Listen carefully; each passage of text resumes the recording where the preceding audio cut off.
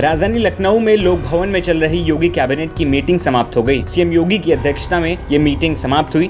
इस दौरान बैठक में कई अहम प्रस्तावों पर मुहर लगी। जानकारी के मुताबिक बैठक में 19 अहम प्रस्तावों पर मुहर लगी है। वहीं कैबिनेट बैठक के फैसले पर सूबे के ऊर्जा मंत्री के शर्मा ने प्रेस वार्ता की और सारी जानकारी साझा की। उन्होंने बताया कि कैबिनेट की बैठक में तय हुआ है कि डॉक्टरों की रिटायरमेंट में उम्र अब 65 साल कर दी गई है। उन्होंने बताया कि इसके अतिरिक्त 16 जिलों के 18 बस स्टैंड को पीपीपी मॉडल पर बस पोर्ट बनाया जाएगा। इसके अलावा पावर ऑफ अटॉर्नी के जरिए जमीन खरीद फरोख्त पर लगाम लगाने के लिए फैसले पर मुहर लगाई गई है। साथ ही रोड सेफ्टी के मद्देनजर भी फैसले लिए गए।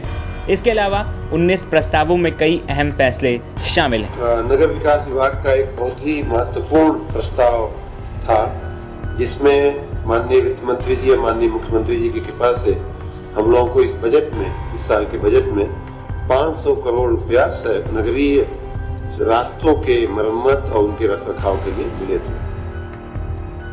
उत्तर प्रदेश के पूर्व मुख्यमंत्री और समाजवादी पार्टी के संस्थापक मुलायम सिंह यादव की आज पहली पुण्यतिथि थी। इस मौके पर सपा की तरफ से लखनऊ समेत पूरे प्रदेश में कार्यक्रमों का आयोजन किया गया था। मंगलवार को अपने संस्थापक मुलायम सिंह यादव की पहली पुण्यतिथि मनाई, जिसमें राज्यव्यापी कार्यक्रमों का आयोजन किया गया। वहीं मुख्य कार्यक्रम इटावा जिले के पैतृक शहर सैफई में उनकी समाधि पर आयोजित किया गया, जहाँ पूरा यादव परिवार और पार्टी के कई नेता मौजूद रहे। इस मौके पर सैफई के इटावा में समाजवादी पार्टी प्रमुख अखिलेश यादव, पार्टी महासचिव रामगोपाल यादव, पार्टी नेता शिवपाल सिंह यादव और बहू डिम्पल यादव समेत तमाम लोगों ने यूपी के पूर्व सीएम मुलायम सिंह यादव को उनकी पहली पुण्यतिथि पर श्रद्धांजलि दी।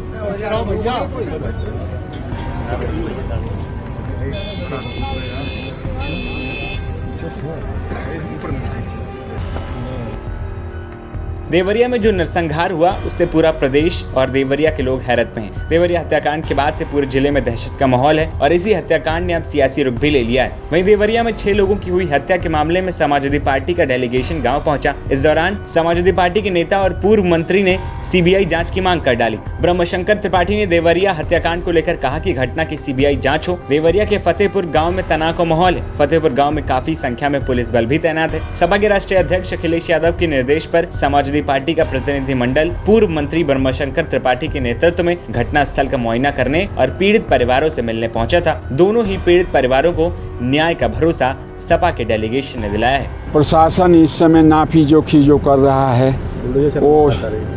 वो सामाजिक समरसता बिगाड़ने का काम किया जा रहा है। ऐसा मैं हाथ जोड़ के प्रार्थना करूंगा उभय पक्ष के लोगों से कि इस देवभूमि देवरिया को कलंकित न किया जाए, वर्ग संघर्ष, जाति संघर्ष में न पैदा किया जाए। ज़रूरत पड़ेगी तो इसी मंडल के मुख्यमंत्री हैं जो महाराज जी कहलाते हैं, मैं उनसे भी अपने राष्ट्रीय अध्यक्ष जी से मिल के सभी हम लोग जितने डेलीगेशन के लोग हैं सब हम मिलेंगे कि सब अपने मंडल की जातीय संघर्ष से बचा लीजिए।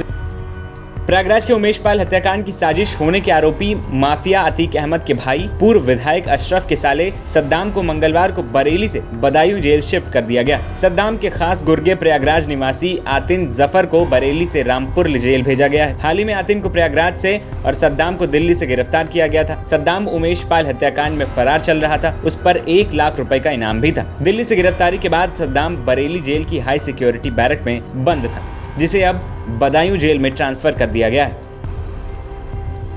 प्रयागराज में माफिया अतीक अहमद की कब्जाई जमीन पर गरीबों के आवास के बाद अब लखनऊ में मुख्तार अंसारी की जमीन पर गरीबों के आवास बनेंगे। मुख्तार अंसारी के डालीबाग स्थित निष्क्रांत संपत्ति यानी कि वैकेटेड प्रॉपर्टी पर सरकारी आवास बनाने का राज्यपाल की मंजूरी मिल गई है। शासन ने भी आवास निर्माण को हरी झंडी दे दी है। बता दें कि 7 जुलाई 2023 को एलडीए वीसी ने डीएम लखनऊ से मुख्तार अंसारी और उसके परिवार के कब्जे से मुक्त कराई 2321.54 वर्ग मीटर जमीन उपलब्ध करवाने की मांग की थी, जिस पर दुर्बल आय वर्ग के 72 आवास बनाने के लिए एलडीए की तरफ से प्रस्ताव दिया गया था, जिस पर अब मुहर लग गई।